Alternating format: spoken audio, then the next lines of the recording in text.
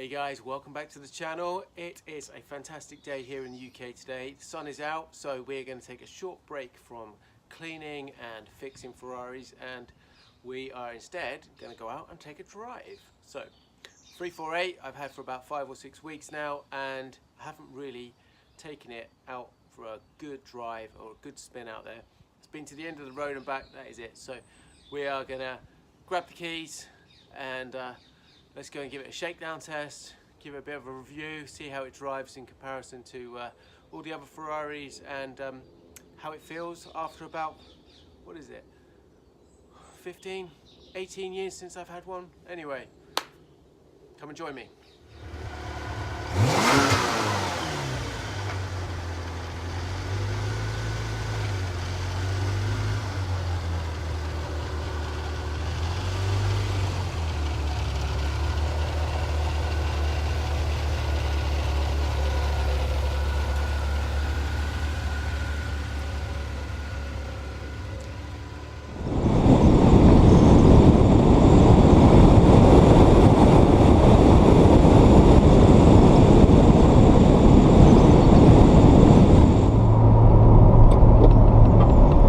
Hey guys, welcome back to the channel.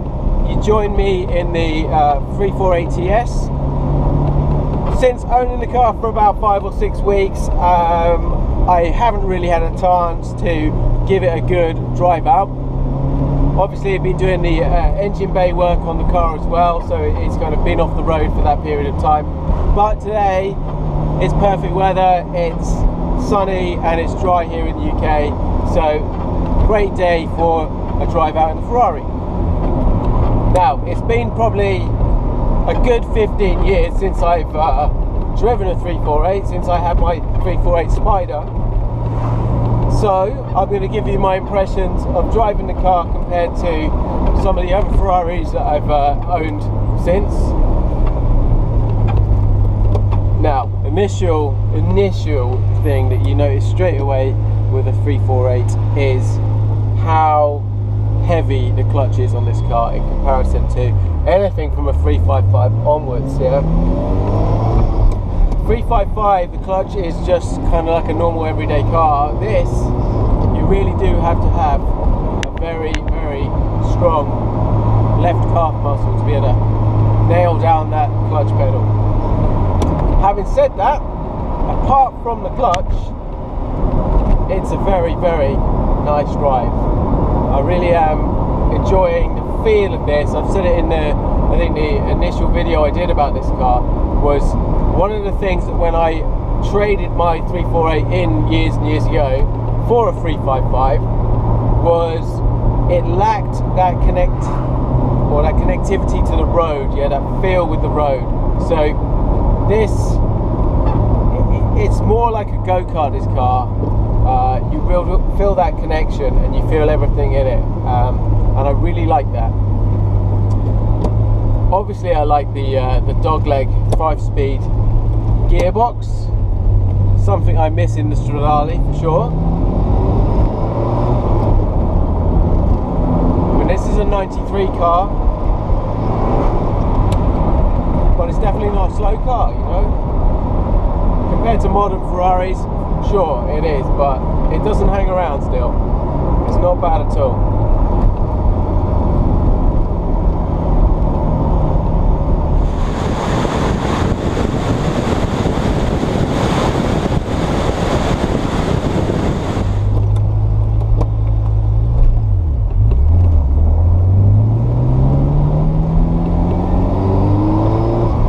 So we've been driving for a few minutes now, the car's warmed up. And I've got to be honest with you, I'm pretty surprised how nice the 348 is to drive. I don't remember it being this good, and it shocked me, to be honest. When I had my car 15 years ago, or more than that actually, like almost 20 years ago, it was my first Ferrari, so naturally it felt brilliant having that, like, you know, achieving their dream. But when I changed it from 355 was an all-round better car.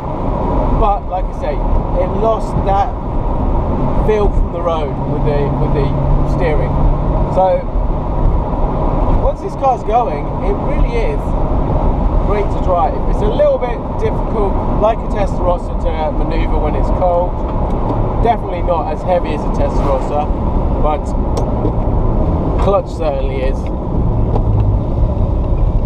Well, it's got this lovely gear change, this lovely dogleg gearbox. It's definitely no slouch.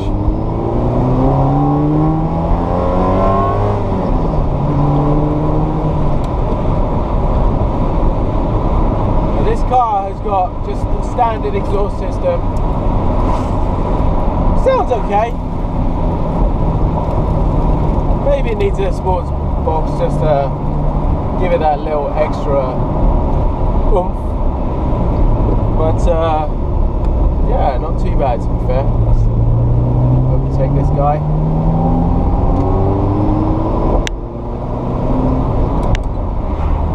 So you might have a bit of wind resistance. I can't get that window to go up at the moment, so I need to have a look at that one. Hoping it's just a fuse or something. But not a problem today because the sun's out.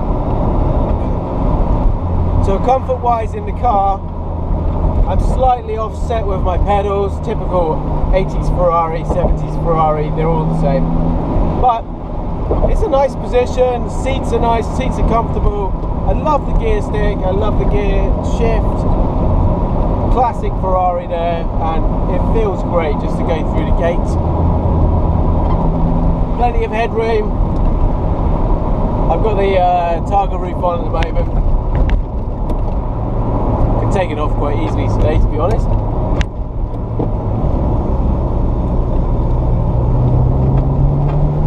Corners beautifully.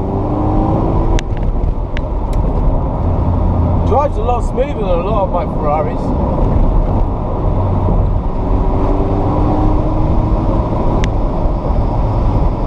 Pickup's really nice from the engine, I really like that. I like the classic look in this car, it's good. Good visibility. Little point of view in the 348. And get to drive it with me.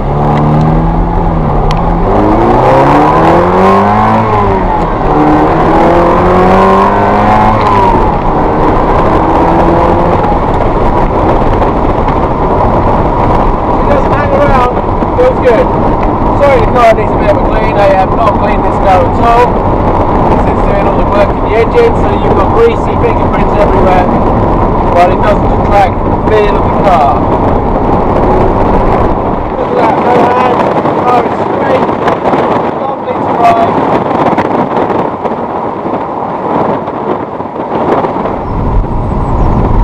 Gear down to second.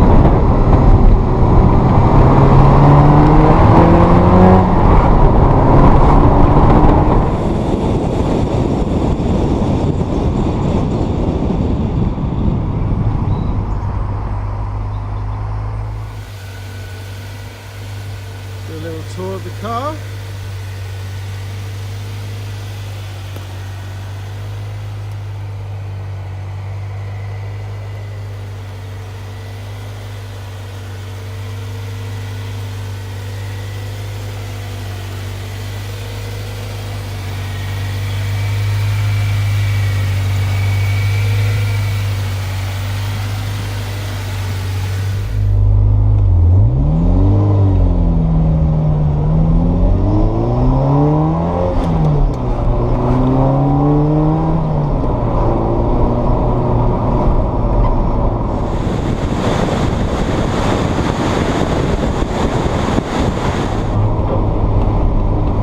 Some country back roads at the moment, and you do feel it in the Ferrari. My Stradale is really bad down this road. It's like hang on for your life in the Strad. But yeah, it's alright. It absorbs the bumps quite nicely. Like I say, you've got that feel as well. You can feel everything in this car. But it's no slouch. I like it. I really like it. I love that. Love that gear change, I miss that.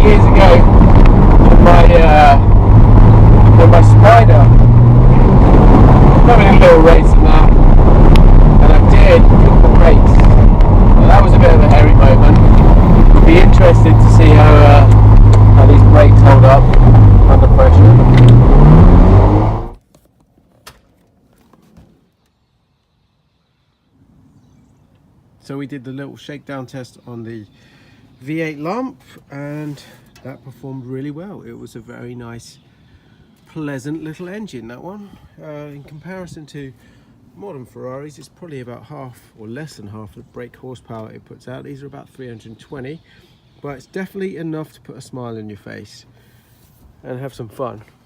Anyway, it behaved well. No oil leaks, no fluid leaking anywhere, no rattles. So I'm going to give myself a pat on the back here because I did a good job taking it apart and putting it back together, cleaning it all up. But yeah, nice engine.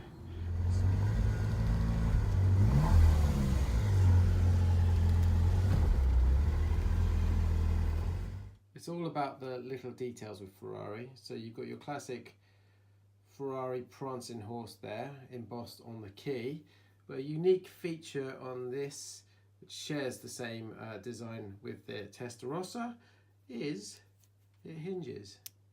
Ferrari didn't want the drivers to bash their knee on the key in the ignition barrel, so they gave it this unique feature. Pretty cool. So you'll be amazed at the amount of space you get in the front of one of these. It's the same as a 355. Here is a big car cover in its bag for a 360. Swallows it up, no problem. Plenty of space there. Way more than you need for a weekly shop. Plenty of room for a weekend away. Some storage, some suitcases in there. You can probably get the tailor-made suitcases to fit in a front of the trunk on a 348 or a 355. So ample room. I really like that on these cars. Better than the Porsche 911. 17-inch wheels, standard on the car. The windshields, they're always an aftermarket add-on.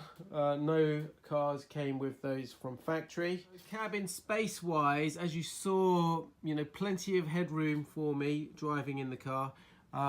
These are certainly a lot better than 308 and definitely Dino's.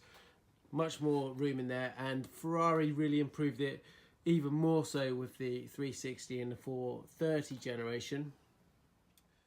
Well, that was our first real drive out in the Ferrari 348, and as you can see from the smile on my face, I really enjoyed that. I am genuinely shocked how good this car feels. Yeah, I don't remember my 348 feeling that good before, but great, really great. I could have driven this for another couple of hours and really enjoyed it. It's perfect weather today, and this car is much better than I thought it was going to be. Like I say, my previous car was a 94 Spider. This is a 93, so they're a couple of the last years that were built, so maybe Ferrari ironed out all the problems by then. But 348s took a bad rap for a long time, and I don't honestly understand why, because in a lot of ways, this car, I actually prefer the drive feel in this to a 355. Yeah, like I said it earlier, the connection with the road, the feel you get from the steering, it's far more go-kart like. That gear shift, that dogleg gear shift, is great. I love it. And yeah, I mean, what can I say? Get yourself a 348. It is a good car. They're still relatively cheap, and yeah, it's got the right feel to it. It's got a great sounding little engine there. Could do with a sports exhaust, I think, this car. That would really make a difference.